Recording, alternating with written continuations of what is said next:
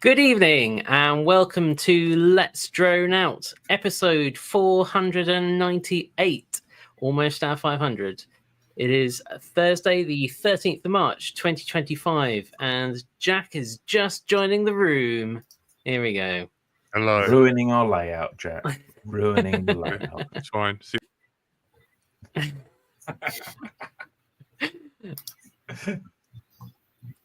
Joining us this week, we do have Jack. Say hello, Jack, and stay around. We have with us Stephen back from his holidays. Hello, everyone. Good to see you again. We have everyone's favourite curry kitten, also back from his holidays. Hello. I'm Andrew /Frank, and we have with us Amy from Apian. Good evening. How are you doing? Hey, thanks for having me. It's nice to see you all. Great having you on. So, Amy is a qualified drone pilot in her own right, having worked in videography and multiple startups, tech startups, drone tech startups. And now Amy is the Director of Operations for Apian Aero. So, Amy, what have you been doing with drones at Apian? Well, that's a big question, isn't it? I've been with Apian for 2.5 years or so now, and we've been working. Essentially, what we do is we work with the NHS and healthcare providers to bring on-demand delivery through drones. So we're a logistics provider, essentially, and we're trying to join the drone world with the healthcare world. Mm-hmm.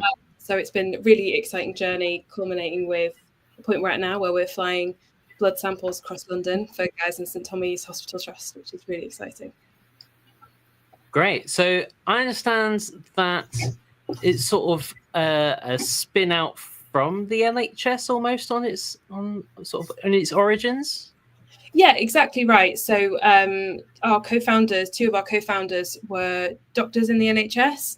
And while they were training, they saw that while they were doing obviously amazing work, saving people's lives, they were severely slowed down by the speed of the logistics. And they basically decided that they would take a huge, brave step and step out of the NHS and start Apian. And what they wanted to do was to tackle that big problem of the logistics so that the doctors could spend as much time as possible curing patients instead of worrying about something getting across the trust, across the kind of geography from one place to the other.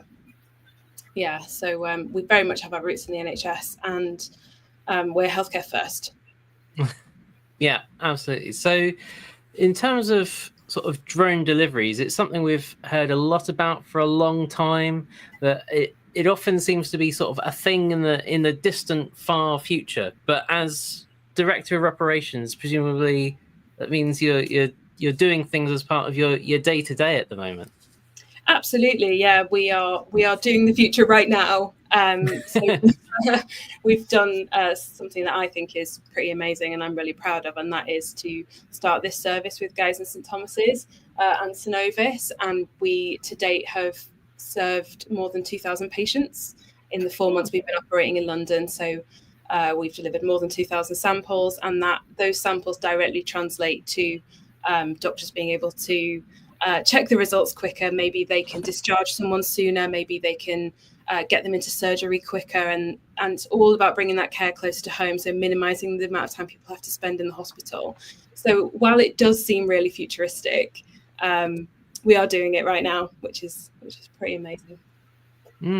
Because the way I first sort of came across Apian was sort of the Solent trials, which is a while back, and just because it's quite local to quite a few of us on here, and so sort of to hear like, oh, there's actually some things flying through the sky doing something useful. That was quite interesting. So that's sort of where I first got in touch with Apian and sort of heard about what they're doing. But you've been doing this in quite a few different locations, I understand. That's right, yeah. So I joined the company just after the Solent trial. So I obviously, the same as you, heard all about it, and I wasn't actually actively involved in it. But not long after I joined, we launched a trial with Skyports up in Northumberland, working with the Northumbria Healthcare Trust. And that was picture there. Yeah, so we were using the drones to fly quite a long way, around 80 kilometres, transporting pathology samples, but also medical devices and medical records.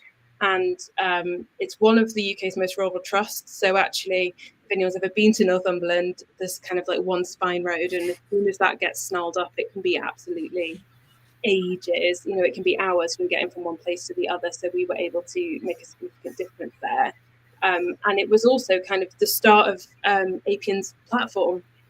You know, back then we essentially had a spreadsheet, and that was how we kind of like track things. But we then had the staff in the healthcare trust using that spreadsheet to kind of see when they could expect their drone to arrive with their package. And so it kind of formed the start of what we now have, which is a fantastic platform built by our engineers, and that's integrated with both Wing, who are the drone provider we use now in this trial we're doing in London, and with the healthcare trust as well, with Guy's and St Thomas'. So that was really special to be part of.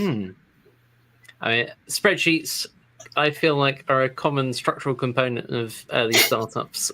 But yeah, so you've sort of, I mean, the big thing for Apian, I believe, at the moment is this API, this more sort of solid, robust system than a spreadsheet that you've now been using with these different routes, right? So maybe now's a good time to sort of briefly cover what that is.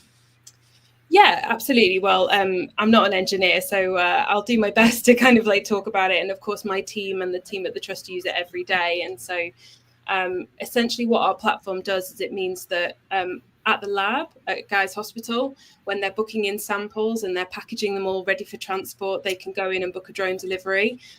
It's like a couple of clicks. It's really simple to use and really well laid out for them. And then it's fully traceable across that journey. So by ordering that delivery, we then are kind of like integrated into the system so that a porter knows to come and collect it and take it to the site where the drones are going to then take off from. And then the people in the lab, and of course the doctors who ordered the tests, and the people in the receiving lab can see the whole of that journey. They know when the parcel's going to arrive.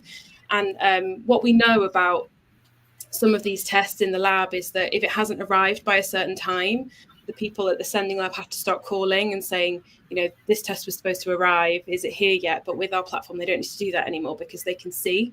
And so that's really powerful. So the kind of fatigue that you get from having to chase things down is automatically removed by putting our system into play there.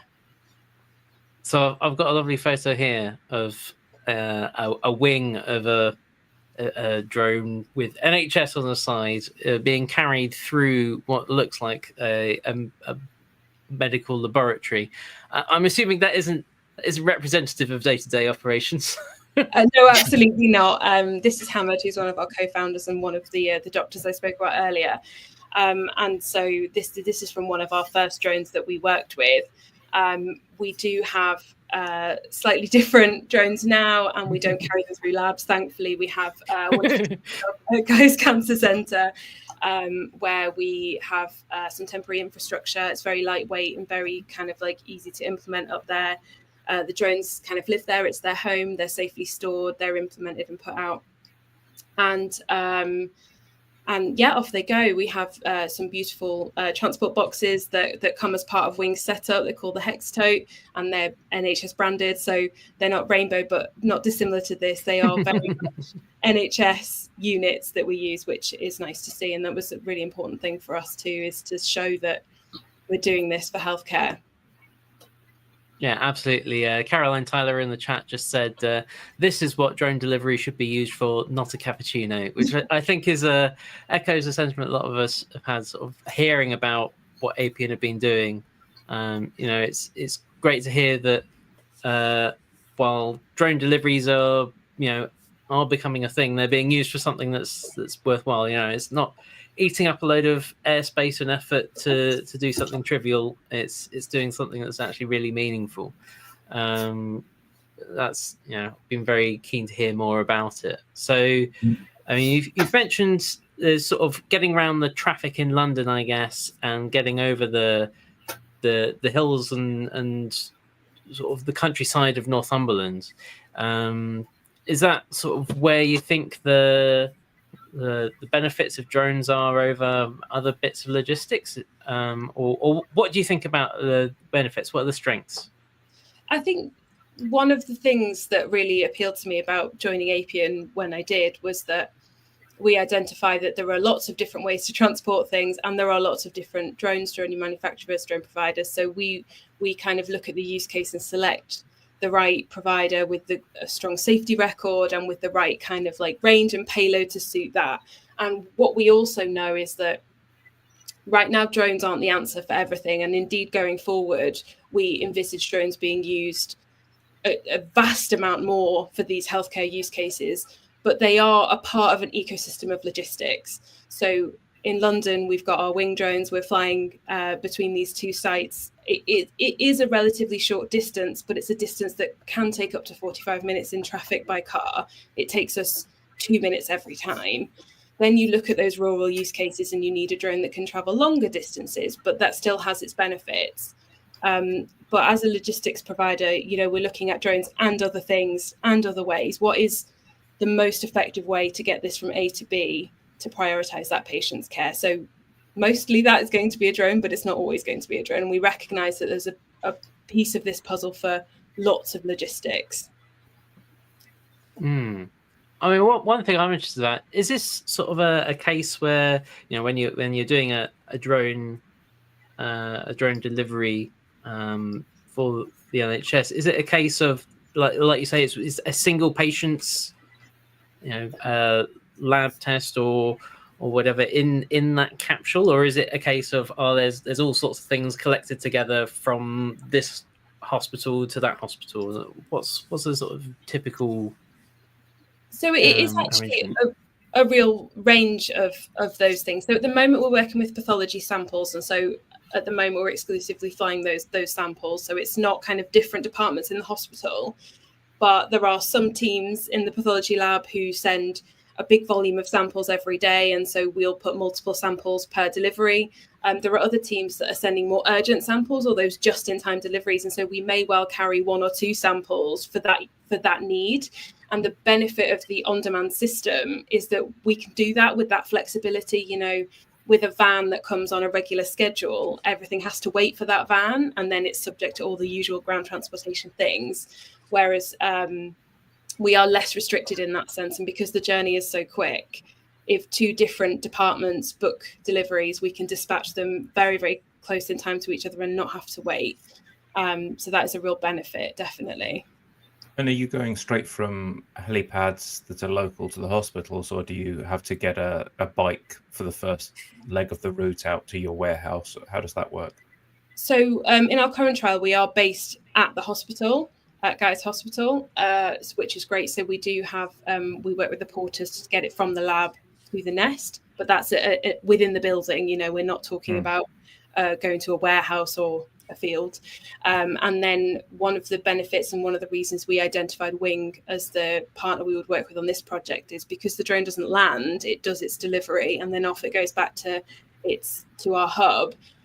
We deliver to a rooftop very close to the lab at St Thomas's. So we've got a designated zone that we've kind of marked out, but it's very, very low on the infrastructure side there, and the roof is secure. It's not accessible by the general public. Again, we're integrated with the portering system, and it's just part of their workflow now. They know to come up and collect the parcels and take them to the lab, and it takes a couple of minutes. You said a wing there, so are you having to launch from a roof elsewhere, or how does that work? This is the alphabet wing. So this is right. So it's a VTOL. Yeah. Right. Okay.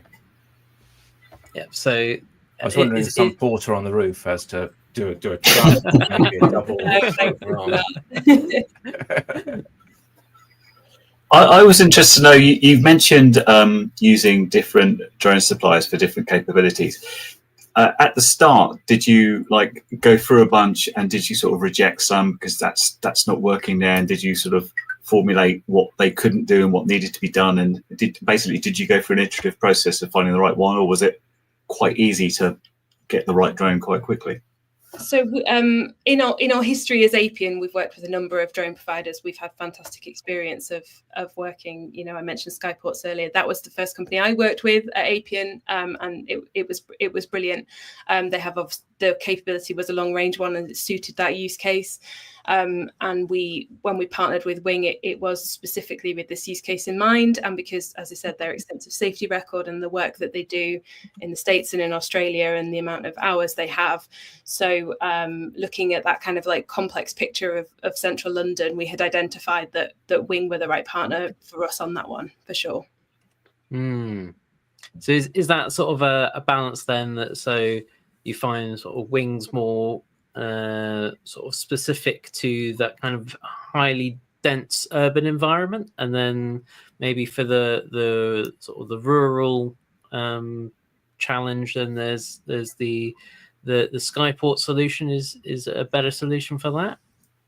Absolutely. So the work we do with Wing at the moment, we have around a 10-kilometre range, and so that means urban, suburban, between hospitals works really, really well for that. It's a super lightweight drone, takes a kilo payload on a 5-kilo drone. So kind of a lot of things stack in its favour there around that urban suburban use case.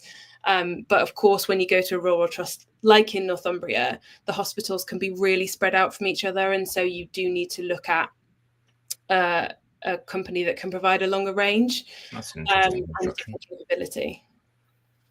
So this is the Wing with the Apian NHS payload underneath it there, and that basically hovers and gets lowered down, doesn't it, on basically a string? Exactly right. Exactly right. Yeah, and it just gently lowers the package to the ground, and then off it returns back to, as I say, the hub, the nest where the drones charge. I like the nest. It's a good term. So for the audio listeners, we've got a very interesting VTOL with, I think, 12 propellers in the upwards direction and 4 forward. So that would be an interesting challenge, I'm sure. Lots of copper windings in that. Yeah, it's kind of interesting. It's lots of motors with smaller props as opposed to the regular sort of not so many motors with big props. I wonder if they did lots of testing versus efficiency sort of decision. I mean, of course, I'm not the expert, but on Wing's drone, but I do know that everything has been very carefully designed with things like not just performance but noise in mind. So something that they've put a lot of time and effort into iterating on so that they can integrate with the community. And I know that that's really important to them as it is to us, you know, being a part of the communities that we operate within. Yeah, and certainly another advantage of that model is if you lose one motor, you haven't got a situation because it can get fine with the other ones. Exactly right. Yeah. Richard Warwick in the chat has a question. He's wondering how many flights a day or a week. How frequent are you doing your flights at the moment? So we at the moment we're doing up to 10 a day between the hours of 9 and 4. So that meets kind of the main bulk of the lab's operating hours where they have the busiest throughput, and of course helps out with kind of like traffic flow on the ground. It's very busy during the day in London, so operating between 9 and 4 is a really good time for us to be kind of supplementing that ground journey, 10 a day. And as I say, it's like, you know, coming up to 2,500 samples that we've transferred, and that's across winter, right? So it's only going to get better. I think there was someone in the chat earlier. Tailspin was saying one of the weaknesses must be British weather, but presumably if you're managing that in the middle of winter, then it can't be that much of a challenge for you, or you're overcoming it anyway. Exactly. Yeah, exactly. There's Robert Ortliff saying he's surprised none of us has asked for a job yet. Yeah, absolutely. It's a very cool project. It is very cool. What's the piloting situation like? Is it all like entirely fully autonomous, or do you have to have someone watching telemetry all the time ready to take over? How does that work? It's a highly automated system. So the drones and the system plans the routes. They don't take the same route every time, and that's again developed with community cohesion in mind and a whole bunch of other reasons. But they are kind of like watched over by a trained pilot in command. Not literally watched over, but behind a screen. And we like to think of them more like an air traffic controller than a pilot, because they're not driving the drone. The drone does that for itself, but they are keeping an eye from a safety point of view. Caroline in the chat has got a good question. What has been the reaction of the public around the launch and landing nests? What have the neighbours thought? I mean, that's a great question, and I'm really, really pleased to say no reaction. No one's been us. That is exactly what we want to see. So we did extensive community engagement, as I mentioned. We kind of like spent time in the hospital with staff and patients and visitors, but we also contacted and flyered local residents. We gave them lots of ways to contact us, and no one has. I think the truth about this kind of service in central London is you would be hard pushed to see or hear it unless going, because it's a busy, high traffic area. They are incredibly quiet, and they are very well integrated into the airspace where we're operating. And so it's really lovely.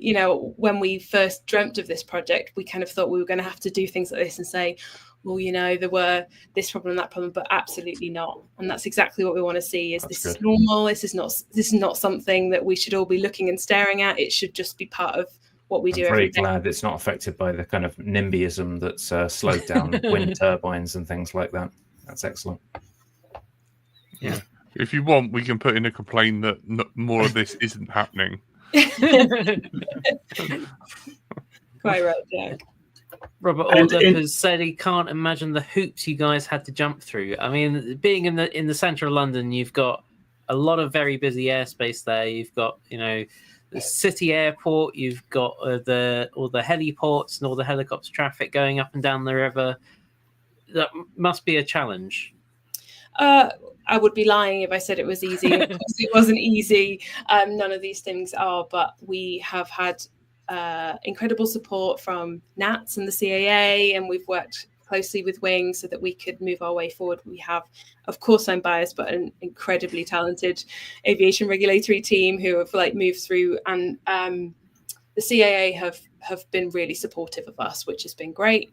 We were part of their sandbox project, and that really helped to kind of form this airspace and do this trial.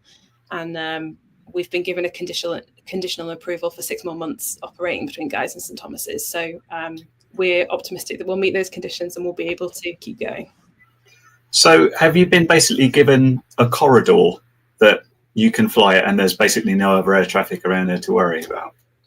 Yeah, so we've been given a corridor, and then we've put procedures in place. Of course, our priority is always making sure emergency services can do their good work across the space. So we work closely, as I say, with NATS to support that. But we do have this corridor of airspace, and it's no Camden. You kind of see it there, that we'll be operating there Monday to Friday. Cool. If you ever want to borrow a run cam off one of us to a little ride along for promotional purposes, let us know. Yeah, do you have any video footage, in fact, of the kind of drop-offs of supplies and so forth?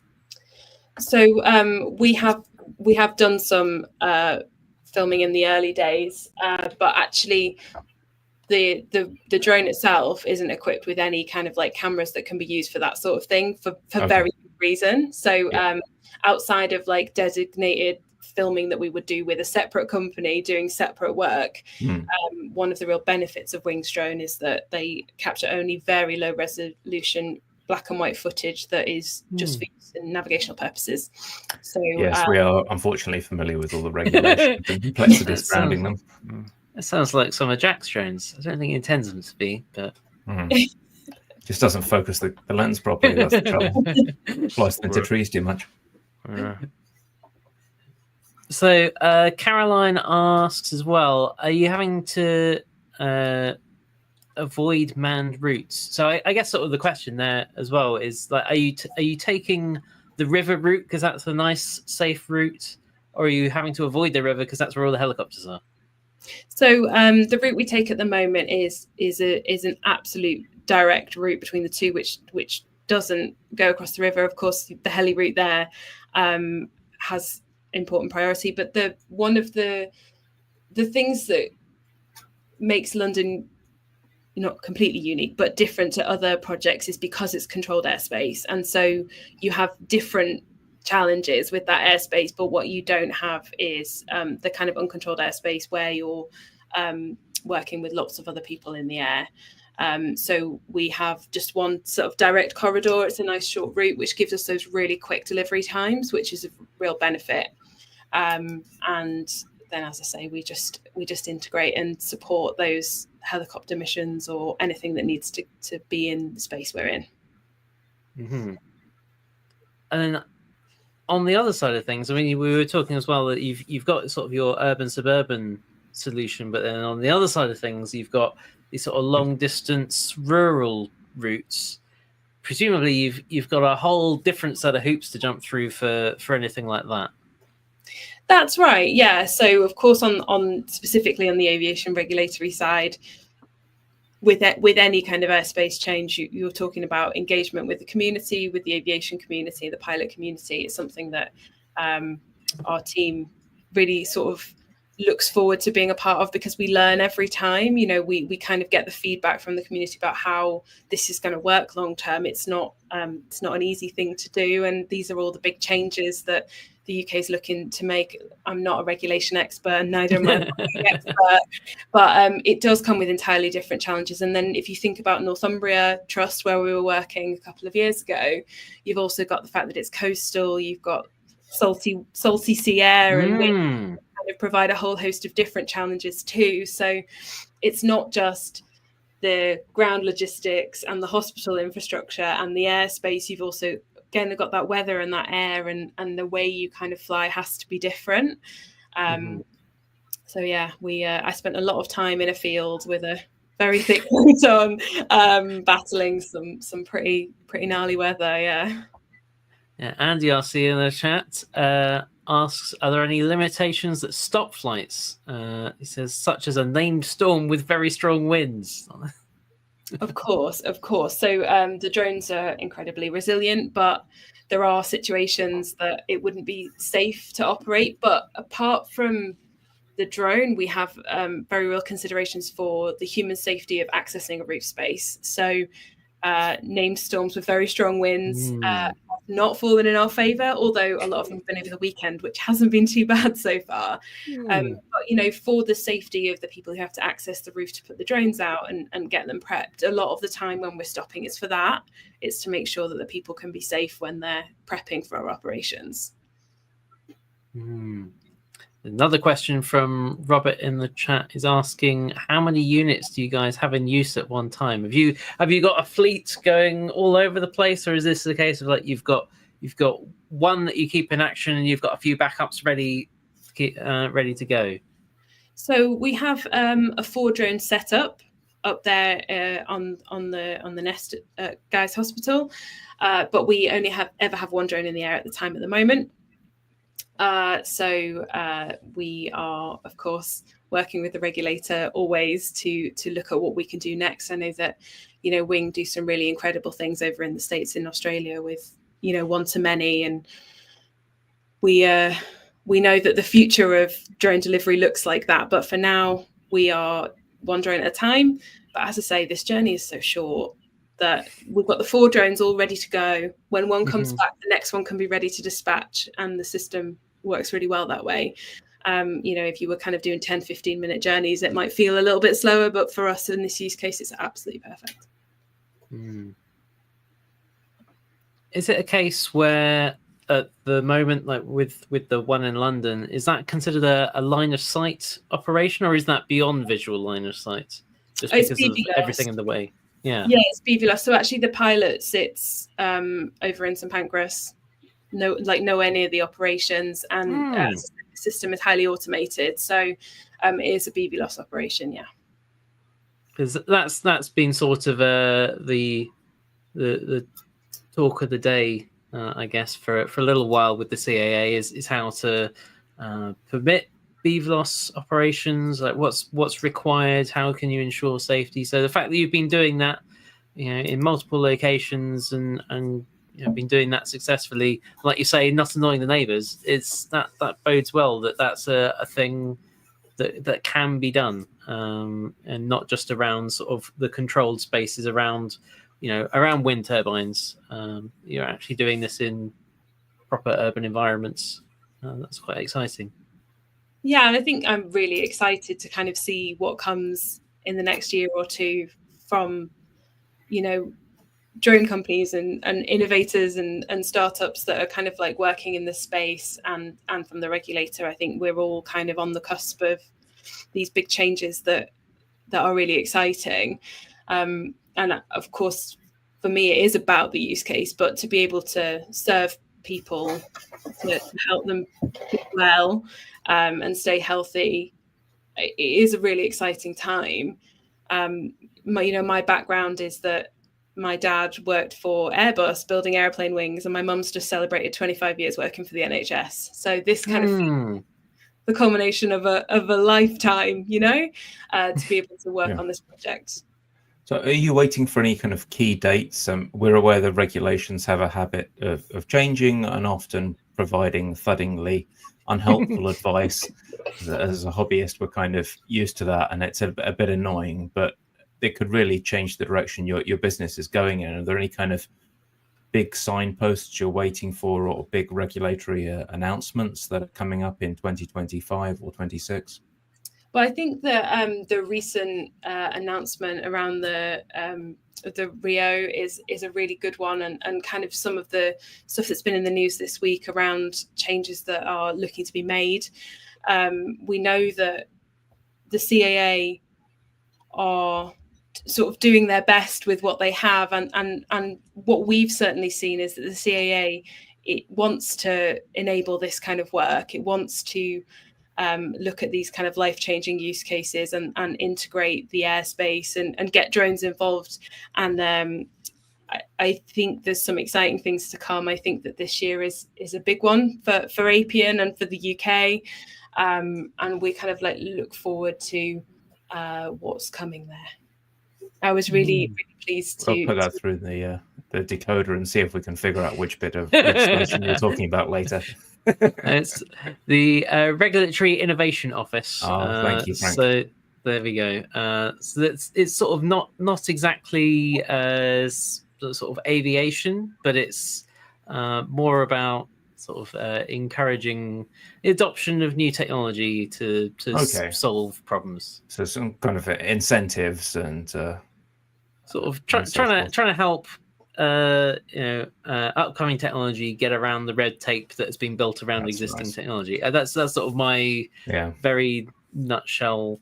That would be nice, because I guess many people's concern is that all we're going to end up seeing is Amazon drones everywhere, and we'd rather not have that if possible. Yeah, but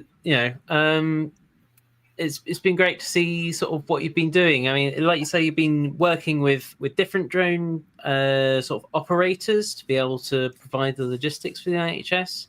How much is that just sort of a case of you knowing the NHS and then engaging just a drone operator to just move this package, please? And how much have you had to sort of work with the drone operators, whether that's Wing or Skyports, into getting something custom to be able to do, move a medical package? So all of the drone operators we've worked with so far kind of have some kind of payload bay, cargo bay, but with the kind of use cases we're working with, we need to look at like temperature validation. We need to look at making sure that the integrity of the package remains across the duration of the journey, which again is totally different on a 2-minute flight versus a 20-minute flight. And so we have a healthcare team, part of which is focused on this validation, and that means looking for packaging solutions that can provide the integrity, make sure we stay temperature controlled, that the samples stay safe, and then We then work really closely with the trust to build out a scientific validation plan and enact that. And that's the first thing we do in every operation, is to make sure that all parties are happy with the kind of results of that before we move through to real samples. So when we talk about serving 2,000 patients, that's post-validation. We do a considerable amount of work before that to enable those patient samples to make sure they were safe. So that's kind of like one of the fun challenges in the run-up. You know, you're looking at how many samples can you fit in a particular shaped box or a particular shaped bay? How much packaging do you need around it to keep it in the right temperature? Is it room temperature, fridge temperature, and how long does it need to maintain? So we've got all kinds of cool graphs and science nerds in my team kind of like love looking at those and making sure things are staying in the right place at the right time, for sure. And those sound like there'd be some great spreadsheets. Excellent spreadsheets, so many good spreadsheets. Does that kind of push you towards maybe when you grow the base of kind of standard size drones, that you start to reach out into more unique form factors, or for unique payload types, go larger, go smaller, and so forth? Are you planning any of that? Yeah, so as we work with new trusts and as we identify new use cases, we start with those requirements. So how many things do you transport? How do they need to be transported? What's the safest way to do that? And so I do expect over time and with scale, there will be a number of things that are not bespoke. You know, there'll be a number of standards that we will kind of like maintain and roll out across trust by trust, but there will always be things, you know, we need something bigger, we need something, we need to carry a heavier thing, we need it to maintain a specific very small temperature range, and this all kind of like adds to our knowledge base and our expertise. And part of what we do as that healthcare integrator is to be able to provide the assurance around that.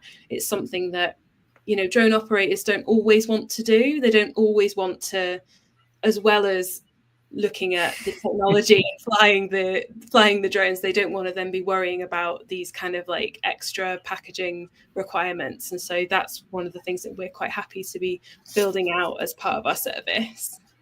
How much are you going into manufacturing? It sounds like you've got quite sophisticated payload bays, but do you manufacture other portions, or are you keener to buy ready-made VTOLs from other companies? So in terms of like packaging, we're using off the shelf at the moment. There's a number of things out there that we can absolutely use. But as we look to maximize the capacity, we may well start to look at something more bespoke. But at the moment, we stick with off the shelf. And that's because there's only so many things you can kind of add to your list of things to do. And manufacturing. There's so many people in a startup. Yeah. I was thinking, because you were describing refrigeration requirements and things, and wouldn't it be neat if that was kind of included into the main chassis of the product? But that's a tall order for a small team, certainly.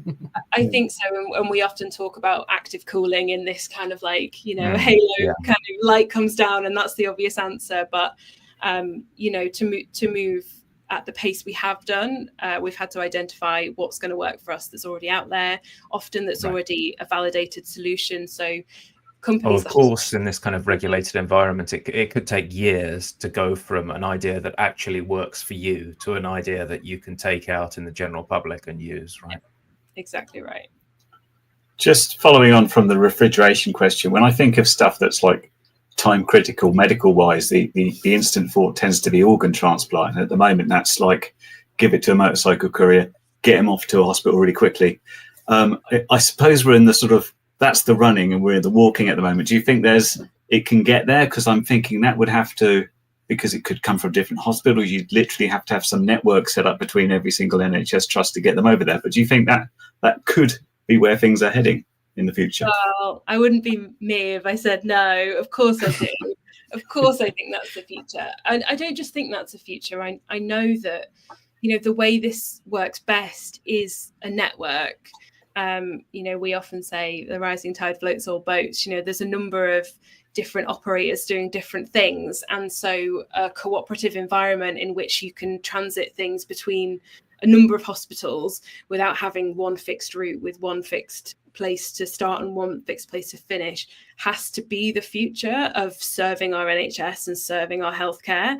And you know, I think it will get there. I think it will get there sooner than we think. I'm optimistic that we can see that change. And that's kind of like the big stuff. That's the stuff that really changes people's lives, is getting an organ to someone, like their life-changing minutes. And I think drones are a big part of that story. I think it's coming. Excellent. Very cool. I think that's something we all love to hear. Very Do you think reassuring too. Thanks. Yeah. Do you think the challenges are predominantly technical or legislative, or is it even sort of? I imagine there's challenges just within the organisational structure of the NHS. Do you think there's any of those that are like the big challenge you have to solve? Oh, if only there was only one big challenge. That would be a nice world. What about getting all the NHS systems to actually talk to each other? That would be something to deal with to start with, right? Well, I mean, you should have one of my engineers on here talking about that. Yeah. That's kind of our bread and butter. You know, our platform and that integration is the little bit of magic that helps those systems kind of operate together.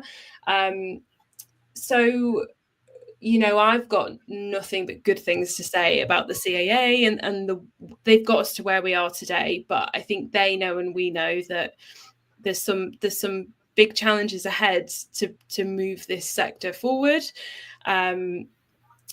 Integrating in healthcare, the kind of the human logistics of that as well, be it portering and kind of like getting people trained and on board with the idea of drones. You know, that does take time, but we are becoming the experts, and every time it's a little bit quicker. I don't think there's one particular thing, but I do think that, you know, the support that the government is talking about at the moment around driving forward innovation and moving forward these emerging sectors is a good sign that we're going to start to break down some of those barriers, which is exciting to see.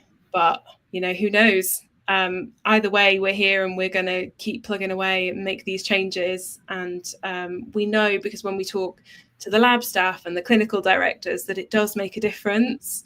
And we have to hold on to that and keep fighting for that.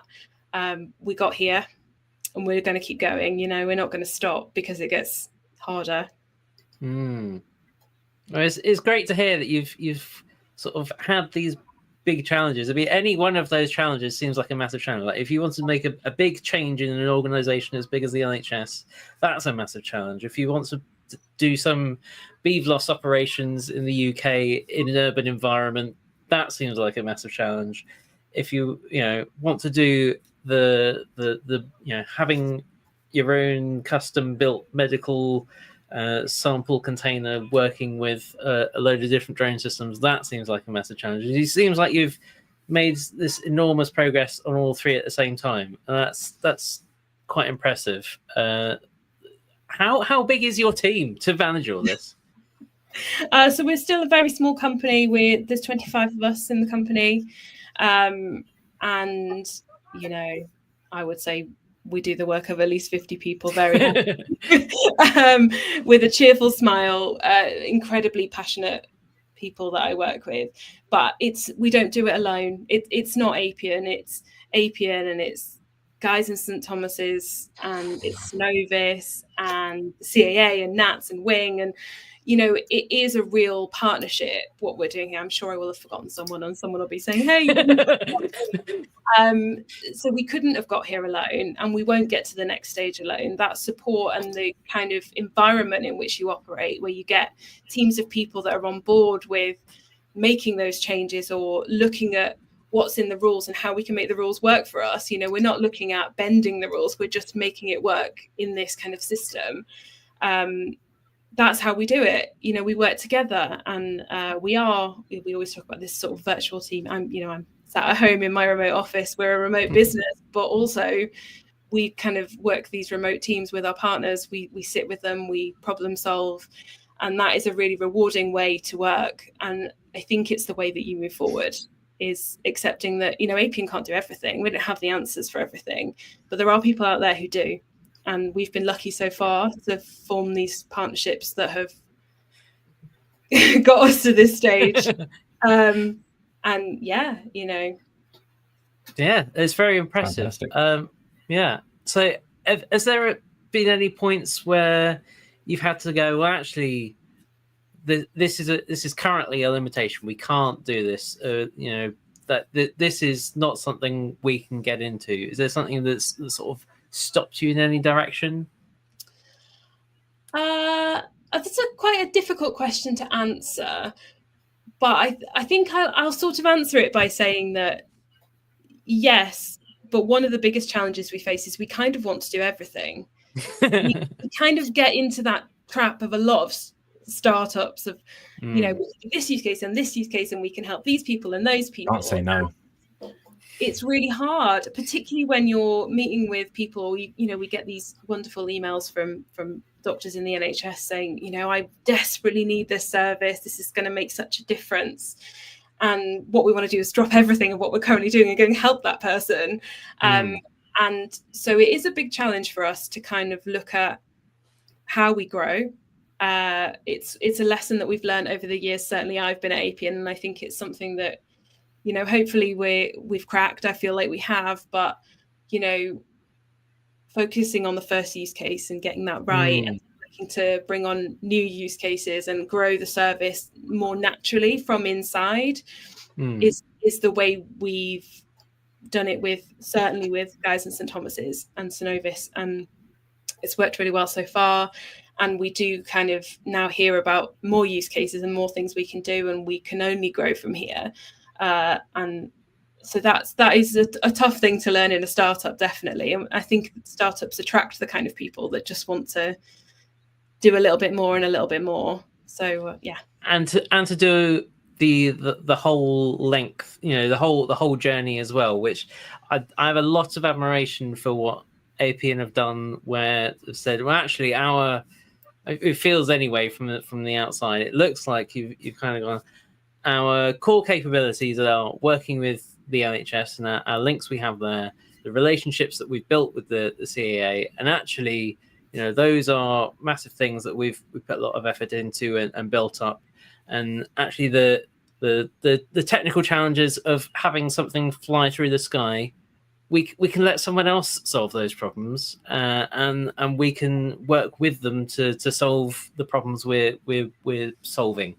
I think that's going from trying to build everything and do everything all yourselves to be like partner up with people that are very specifically Wing, for example, or Skyports, being like they have put the money and effort into building something that flies, and that is a platform that flies, and we're focusing on all the politics that we have seen time and time again stops the drone from flying. You've been solving those problems, which are much less rewarding to think about, but you've done an absolutely fantastic job of solving those problems and getting to that point where something is flying across London and doing something useful. And can I also just say it's really heartening to see a startup, as startups are often defined by their first customers who change the shape of the company, to see a drone startup whose first customer is a good healthcare institution and is shaping the company in a really nice way to do positive things. That's excellent. Thanks. I think so too.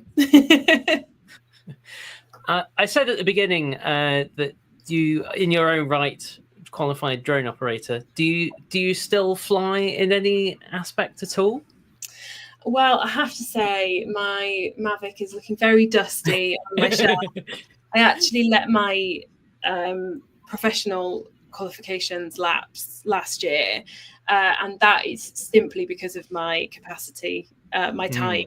I was running out of it, and something had to give. But I stumbled upon flying a drone sort of by accident through circumstance, which I think many people do, and absolutely fell in love with it. It was like a kid with a toy, and I ran a videography business and filmed for weddings and absolutely loved it. But the Mavic is still there, and my mum's asked me to go and do some photos of her house with it, for example. I'm sure it will get some good use over the years, but not in the same capacity as it used to. Absolutely. Has anyone else got anything else that they've thought of? I mean, there's one thing we haven't spoken about. I mean, with your locations, we've talked about Northumberland and the rural countryside there, and we've talked about being in the middle of London. We mentioned Solent, which is a bit before your time. What about Dublin? What have you been doing in Dublin? So we ran a project over in Dublin last year, again with Wing, and we were working with hospitals there to deliver medical devices. We had a great trial period there.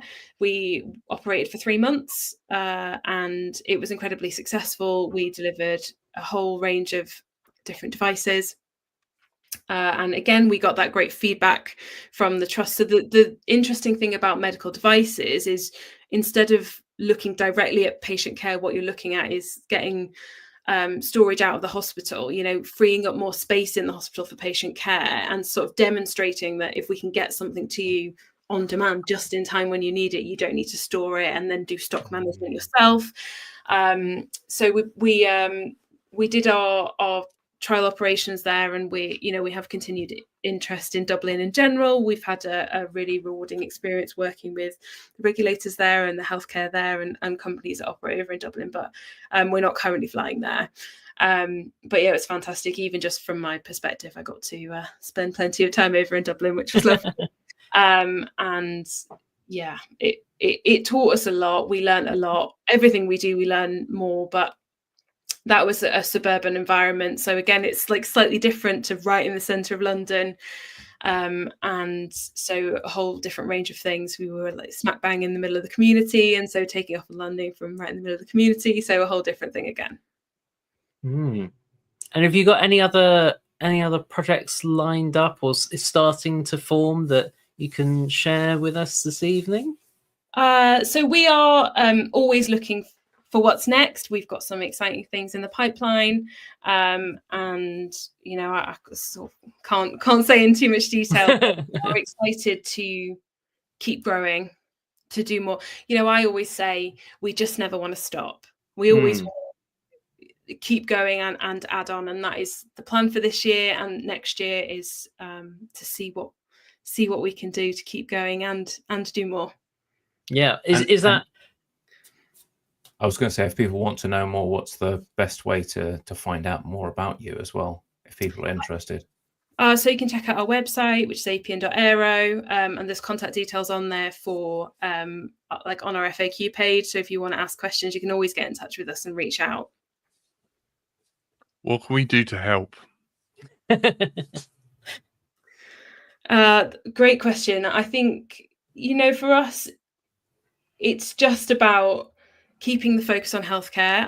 I feel really strongly that, the community of people who use airspace for a whole host of reasons, drone pilots and general aviation and, air traffic controllers and everyone who kind of operates within this space, I think to come together and keep moving forward and innovating and working together is important. And, we want to be cooperative with everyone. And so coming with the same spirit is important, I think. Absolutely.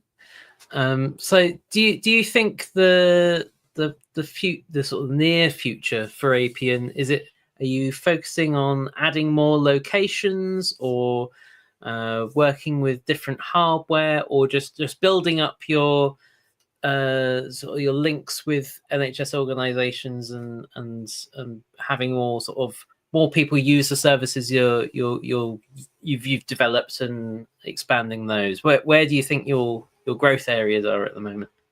So for sure, we're looking at the continued and growing use of our current operations. We want to add more locations. We want to do more with that, but that's a process. That's not a process we've started yet, but certainly doing more with what we've got, delivering more of those important use cases. We certainly are spending a lot of time in Guy's and St Thomas's talking to other departments about maybe how they can be a part of it too. And I'm really excited to see what we get to with that in the coming, weeks, not months. We're kind of actively looking to what we can add into our portfolio there. But certainly it's about growing with the NHS, serving more people through serving more of the NHS, and certainly the champions we have within Guy's and St Thomas's have already been a big part of that, introducing us to their colleagues, and we're having some really rewarding conversations around that. Excellent. I've seen Gigawatts FPV in the chat has been offering an air centrifuge service, which I think maybe is not what you're going for, but there we go. There's that offer there. Oh, there's Almac in the chat. Hello, buddy. How are you? Very lovely. Before we sign off today, we should probably also maybe mention that we've from a few weeks back we had on celestial drone shows, and me and Jack we went and saw them in Southampton on Saturday. They held their show, and we got to go backstage and watch them there. So anyone that's listening and wants to hear more about that, then you can go to our Patreon channel, and at some point we will get round to sharing more details about that. So that's something to look forward to any of our listeners that want to join us on Patreon. Please do, because we like our editor and we'll miss him dearly. Yeah. Was there anything less of last week's show? A few scant comments. Yeah. Something about feral raw. Yep. There we go. So, Amy, is there anything else you want to share with us this evening before we sign off? No, I just really appreciate the time, and it's been really great to chat to you. I hope that it's been interesting. Yeah, totally. Oh, it's been fascinating. Thank you so much for coming on. Thank you. Yeah. It's been great to hear about what you've been doing, and I've been enjoying following the Apian story since the Solent trials, and I will carry on doing so. I look forward to seeing where you go, building more into your services, and hopefully expanding this elsewhere. Yes. We should definitely try and when we're next in London, we should go keep an eye out, see if we see anything flying over. We'll keep an eye out for articles of you in the news in the coming year, and eagerly your watch OBE and everything. Yeah. Thanks, guys. I really appreciate it. Thank you. All right. Well, that's the end of our show this week. You have been listening to Let's Drone Out, and you have been joined this week by Amy. Thank you very much for coming from Apian and talking about NHS logistics with drones. You've been joined by Brighton Telefy. Jack has been sitting in the corner quietly admiring everything that has been going on. Thank you. Yeah, hopefully I didn't upset you, Amy.